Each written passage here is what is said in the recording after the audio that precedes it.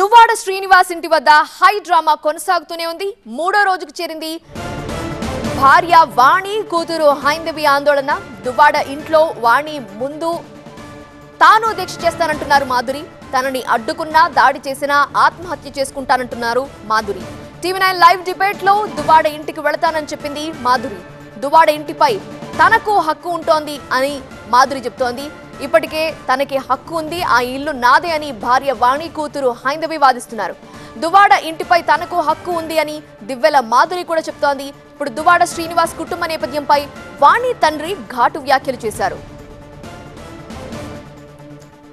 దువ్వాడ ఇంట్లో హైడ్రామా ఇవాళ మరో మలుపు తిరగబోతోంది. దువ్వాడ వాణికి కౌంటర్ గా ఆమె ముందే దీక్షకు దిగుతా అంటోంది దివ్వెల మాధురి.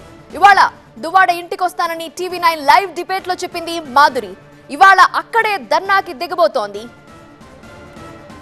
ఆవిడ ఎక్కడైతే కూర్చుందో ఎదురుగా నేను కూడా దువ్వాడ శ్రీనివాస్ ఇంటి ఆవరణలో నేను కూర్చుంటాను, ప్రొటెస్ట్ చేస్తాను. It's a silent protest.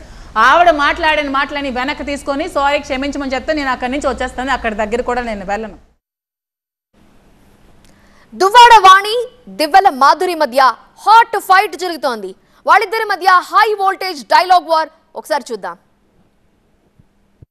Illegal affairs పెట్టుకొని మా ఫ్యామిలీని డ్యామేజ్ చేసుకొని ఇష్టానుసారం ఇంట్లో చేసుకొని అడల్టరీ లీగలు తొక్క తోలు అని ఒక పెద్ద మనిషిగా సొసైటీలో ఉండి ఇద్దరు ఆడపిల్లల తండ్రిగా ఉండి ఎవరో ఒక బేవర్స్ దాన్ని ట్రాప్లో పడిపోయి తప్పుడు పనులు చేసుకొని చెత్త వేషాలు వేసుకొని ఉంటే ఇక్కడ నా విశ్వస్వరూపం అనేది ఇప్పటి వరకు నేను ఇంత ర్యాష్గా మాట్లాడలేదు. ఇప్పుడు నా స్వరూపం అనేది చూస్తారు. ఇష్టం వచ్చినట్టు ఎలిగేషన్ చేస్తే నేను చూస్తూ ఊరుకోను. అండ్ ఇంకొకటి చెప్తున్నాను, నేను మీడియా సభాముఖంగా నేను ఆవిడకెళ్ళి తంతాను కూడా. నా పిల్లల కోసం మాట్లాడింది, చెప్పు తీసి పళ్ళు రాలు కొడతాను దానికి. నేను ఈ విషయంలో అసలు ఊరుకోను. ఎవరు వచ్చి నన్ను ఆపుతారో చూస్తాను. Who is she? తనెవరు నన్ను తరిమేయడానికి? Who is she? ఆమె ఎవరు? ఆఫ్టర్ ఆల్ దువ్వాడ వాణి అయితే నేను దివ్వెల మాధురి. అది అవత్తి నన్ను తరిమేయడానికి తనకేంటి రైట్స్ ఉన్నాయండి నన్ను తరిమేయడానికి? వాణి కూతురు హైందవి కామెంట్స్ కి కూడా స్ట్రాంగ్ కౌంటర్ ఇచ్చింది మాధురి. అసలు హైందవి ఏమన్నారు, మాధురి ఏమందో ఒకసారి చూద్దాం. మేమెందుకు ఇక్కడ నుంచి కదలాలి? ఆమెకి ఏ రైట్ ఉంటుందని ఆమె ఇక్కడ వచ్చి ఇల్లు ఇస్తే రిజిస్ట్రేషన్ అనేది ఒకటి జరుగుతుంది కదా. ఈయన దగ్గర లేకపోయినా రిజిస్టర్ ఆఫీస్లో మనకు ఆ కాపీ దొరుకుతుంది కదా. ఫ్యాక్టరీ చేశారు, ఓకే, ఇల్లు చేశారా లేదా? ఈ ఇంటికి ఆయనకి ఓకే ఆయన ఉండడానికి రైట్ ఉంది, కానీ మేము ఉండకూడదు అనడానికి రైట్ లేదు ఆయనకి. ఇది మా మమ్మీ డబ్బులతో కట్టిన ఇల్లు, ఇది మాకు కూడా హక్కు ఉంది ఈ ఇంటి మీద. మేము ఇక్కడే ఉంటాం, మేము ఎక్కడికి కదిలేదు లేదు. నాకు ప్రూఫ్ ఉంది కదా, నాకు ప్రూఫ్ ఉంది కాబట్టి నాకు హక్కు ఉంటుంది కదా. ఇప్పుడు నాకు అతను అమౌంట్ ఇవ్వాలని నాకు ఒక అగ్రిమెంట్ కాపీ రాసిచ్చారు, నాకు ఒక కాపీ రాసిచ్చారు, నా దగ్గర ఉంది. మరి నా దగ్గర ప్రూఫ్ ఉందంటే నాకు అది హక్కు ఉంటుంది కదండి. ఆ ఇల్లు మీద నాకు హక్కు ఉండదా? సైట్ ఓన్లీ రిజిస్ట్రేషన్ అతని పేరు మీద చేసుకున్నారు.